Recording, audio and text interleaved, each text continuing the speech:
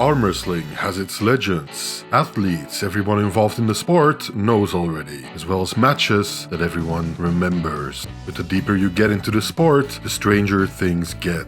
Today, we're diving into the deepest corners of the sport of arm wrestling, getting more obscure as the video progresses. So strap in, subscribe to the Arm Historian, and be sure to watch until the end, because the deeper we go, the more outrageous these get. The arm wrestling table. Throughout the decades that organized competitive arm wrestling has existed, many different designs for the arm wrestling table have been concocted. One of the very first arm wrestling tables to be developed was in the form of an electricity-powered game. The game, called Showdown, consisted of magnetic bracelets, padded elbow cups, and touchpads that set off a buzzer to indicate a winner of any given matchup. At a certain point, other forms of the arm wrestling table were developed, with some being coin-operated, almost like an arcade machine, while others lend itself to extreme portability, where one could put it on any flat surface. The arm wrestling table as a whole would go through several more iterative designs during the next several decades until it landed at its current stand-up, competitive form that we all know and use today. Gold's Arm. Gold's Arm is an arm wrestling related website that has been around since at least 2021 and looks to establish an extensive database of arm wrestling athletes as well as match results. It also offers arm wrestling news and information on upcoming and past events.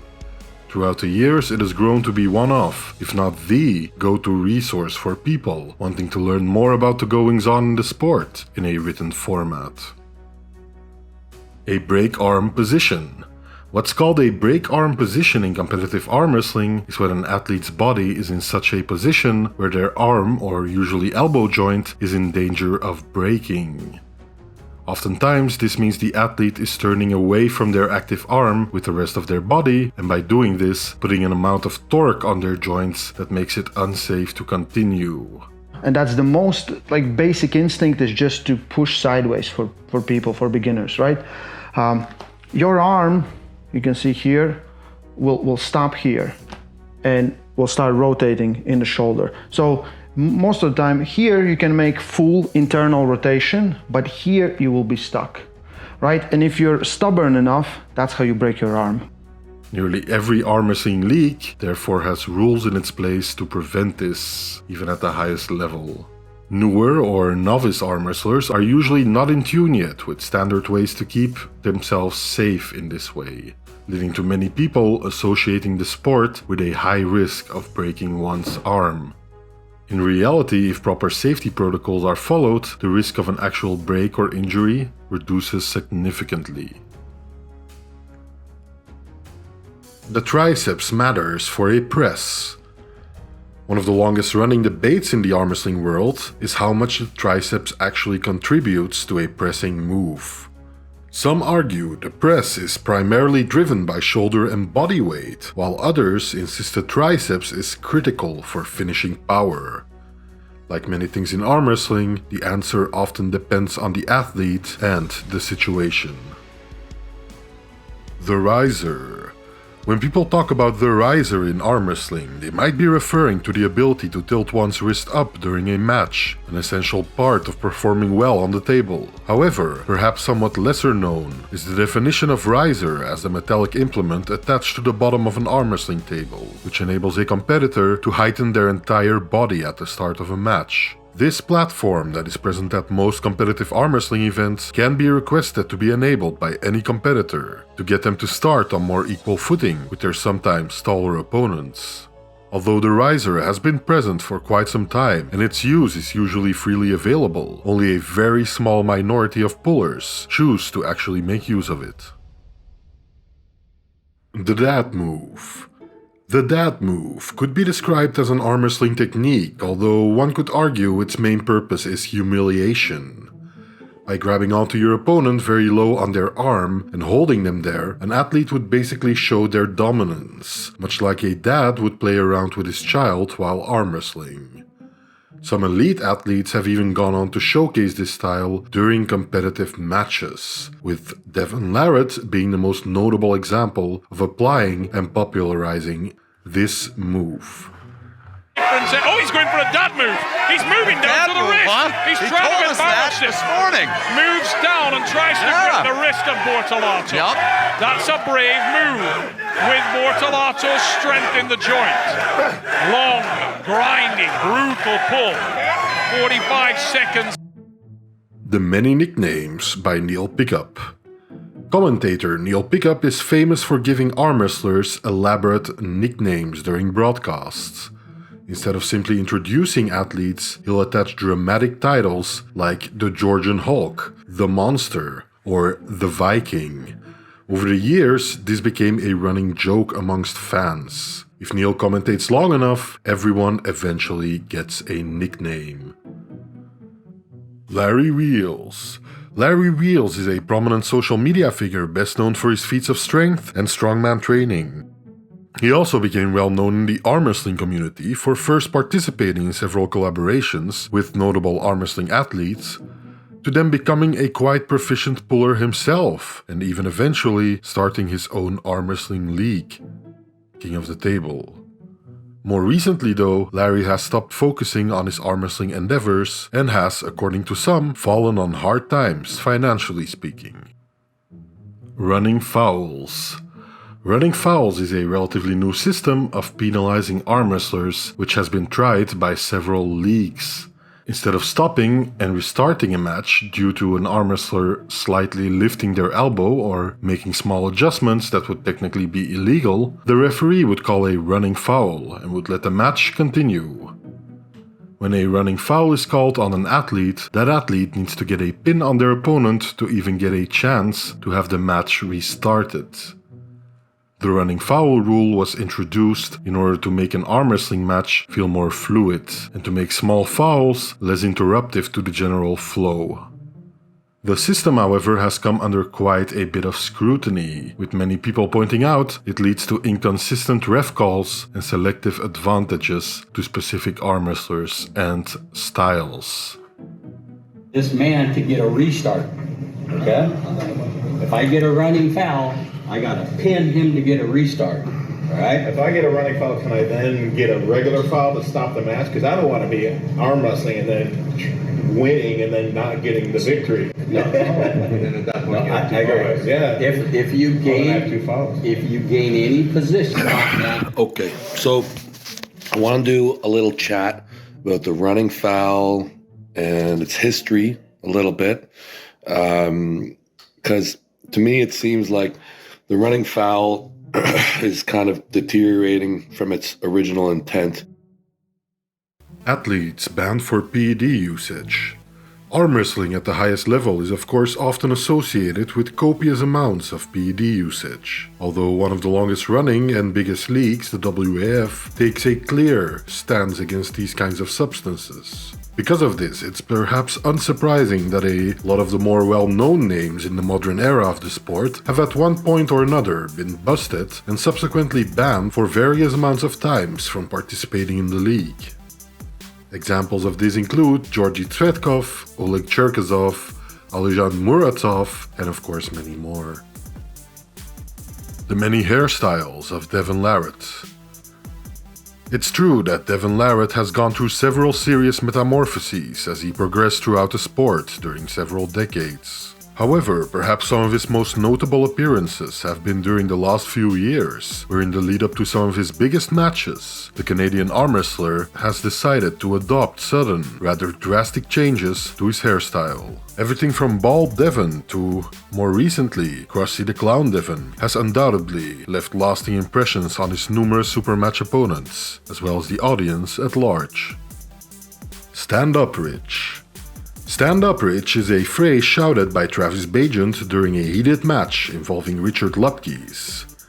As the intensity escalated, Travis urged the massive American legend to stand up after Richard dropped down offensively, with Travis seemingly comfortably holding on to the giant.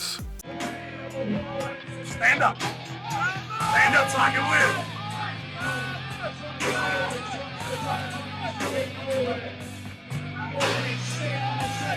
Stand up!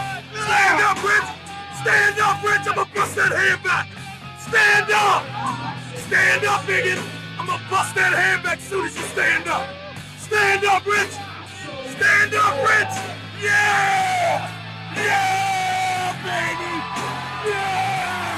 The clip has since become a cult moment among longtime arm wrestling fans. The exploding hand technique. The exploding hand is a concept sometimes used to describe a violent opening attack focused on hand control during an arm wrestling match. Instead of easing into the grip, the athlete fires sideways and upward simultaneously to blow open the opponent's fingers before they can establish a hook or top roll. When done correctly, the opponent's hand remains controlled, never allowing them to slip efficiently or even at all. The technique was first popularized by legendary arm wrestler Andrew Cobra Rhodes and used by him to great effect in his career. Right. And so is it fair to say that exploding hand technique is both philosophy and making that philosophy appear on the table? It's not just a move. Yeah. You got it, Uncle John. Arm TV. Before modern arm wrestling live streams became common, Arm TV was one of the most important media outlets in the sport, also one of the only ones. Founded by Gary Roberts, it helped bring tournaments and super matches to fans around the world. For many longtime followers, Arm TV was their first real window into international arm wrestling. Gary Roberts would go on to upload a portion of this amazing arm wrestling archive onto YouTube, and even started to become actively involved with the sport again in the late 2010s. However, Gary got quickly disillusioned with the modern arm wrestling landscape, and a personal spat between himself and Ryan Bowen led to him eventually taking a step back from the arm wrestling world yet again. We can only hope that Gary will eventually return and bless us with the rest of his invaluable archives from arm wrestling events past. An arm break makes your arm stronger. Some people argue that when an arm break occurs, the arm, after it's healed of course, will become stronger than it was previously. Although the science doesn't necessarily fully support this, countless seasoned arm wrestlers swear that this happened to them. One of them being the legendary John Brzenk, who broke his arm at age 13 and went on to have the most successful arm wrestling career ever. Pumpkin style.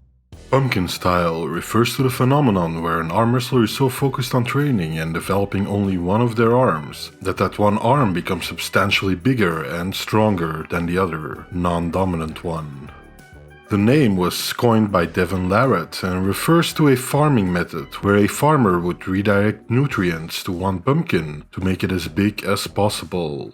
If you want to max out an arm, you can absolutely get better gains with pumpkin style training. I think you really can. And I don't think that your other hand is really going to suffer. Like, you're not going to wither away. Your spine's not gonna twist up. Your body is still gonna be just fine, really. Even though some arm wrestlers specifically try to cultivate one of their arms into becoming a proverbial pumpkin, for most it is just a natural consequence of competing more with one arm than the other. Snoopy made arm wrestling popular. In 1968, the artist Charles Schulz did a series of 11 cartoons about the famous drawn dog Snoopy from Peanuts fame arm wrestling at Petaluma, a then notorious tournament. Featured in 75 countries, published in 21 languages, and with a readership of over potentially 300 million people in 1968 alone. You can't be faulted for calling this the most significant moment in arm wrestling of the 20th century, putting arm wrestling into the world spotlight for arguably the very first time. The very next year, in 1969, perhaps not that coincidentally, Petaluma was featured on ABC's Wide World of Sports. Thank you, Snoopy. Spartak Zoloev. Spartak Zoloev was once considered one of Russia's most explosive lightweight arm wrestlers, being part of one of the most famous arm wrestling dynasties. His aggressive style and massive hand strength made him a dangerous opponent for anyone in his class and even outside of that. However, his career was derailed after he was reportedly sentenced to prison following a violent assault case involving a former partner. The story shocked fans and remains one of the darkest off-table incidents involving a high-level arm wrestler. Danny Tesh. Danny Tesh is a lesser-known but still respected figure in international arm wrestling circles, who came to exemplify raw strength and talent, even competing at the premier event of the time, the WAL. This guy was one of those people right out of the box, like super duper strong. This guy is exactly what you're looking for. Super intelligent. He reminds me of a vampire. He's like an Aryan prototype of just perfection. Beautiful dude. Tell you, this guy is one of those people right out of the box who's just made to kill. Among hardcore fans, his name still pops up when discussing underrated pullers from days past, but perhaps even more so as a meme of sorts, popularized by Neil Pickup and podcast The Fix Entourage. Danny Tesh, the greatest arm wrestler of all time in any weight ever. Okay, I agree. Danny Tesh is the best. He's better than all the rest. King George. George Izakowicz, also known as King George or Crazy George, is a veteran Canadian arm wrestler who reached his professional arm wrestling peak in his 50s. George became known for his open posing top roll, or depending on who you ask, his King's move, and used it to great success during his arm wrestling career. On top of dominating throughout North America, he didn't like to travel abroad by plane, so he became especially known for being a dominant force in the Arnold Classic Arm Wrestling Challenge. From 2003 up to 2011, he won every single edition in his weight class, facing some of the most stiff competition available. He also was known as somewhat of a giant killer, often able to out-endure much larger competitors. Unpaid athletes. Athletes not getting paid promised prize money is not uncommon throughout the sports world, and of course, arm wrestling is no exception to this. One event notorious for not paying their athletes was the 2000 All Niagara arm wrestling event, at the time one of the biggest ever. In 2014, the A1 Russian Championships also received numerous complaints about missing payouts to their athletes. But these kinds of things aren't just confined to the past. A very recently founded league, Georgia vs. World, also got in hot water for allegedly not paying out prize money or appearance fees to several of its athletes. Celebrity arm wrestling. Several celebrities have tried their hand at arm wrestling during the past decades to varying amounts of success and publicity. Most of these instances were one-time occurrences for promotional or light news segments. There was, for example, the time Devon arm wrestled NBA star Shaquille O'Neal, whom he said was incidentally one of the strongest arms he had ever felt. And then there was the time Travis Bagent showcased the sport alongside Devon and Levan on national television, amongst many more instances. However, in 1975, an actual tournament was organized with exclusively celebrity competitors, called the 1975 Esquire Gala Celebrity Tournament. The event had a women's and men's division and featured such notables as Margot Hemingway, granddaughter of legendary writer Ernest Hemingway, Peter Boyle, aka Young Frankenstein, and Geraldo Rivera, the reporter and journalist perhaps best known for covering the mystery of Al Capone's vault.